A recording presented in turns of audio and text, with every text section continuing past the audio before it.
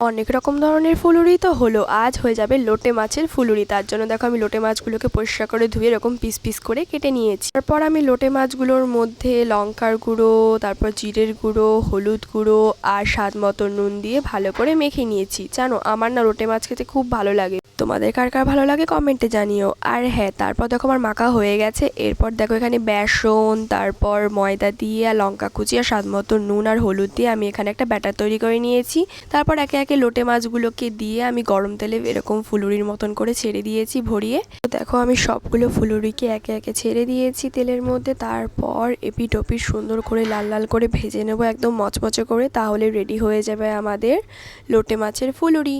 এটা কিন্তু তোমরা চায়ের সাথে, কফির সাথে খেতে পারো, বা শুধু শুধু সস দিয়েও খেতে পারো, বা ডালে ভাতের সাথেও খেতে পারো। এটা কিন্তু দারুণ একটা স্ন্যাক্স, তোমাদের অবশ্যই সবার ভালো লাগবে। কমেন্টে জানিও তোমরা বানিয়ে তোমাদের কেমন লাগলো।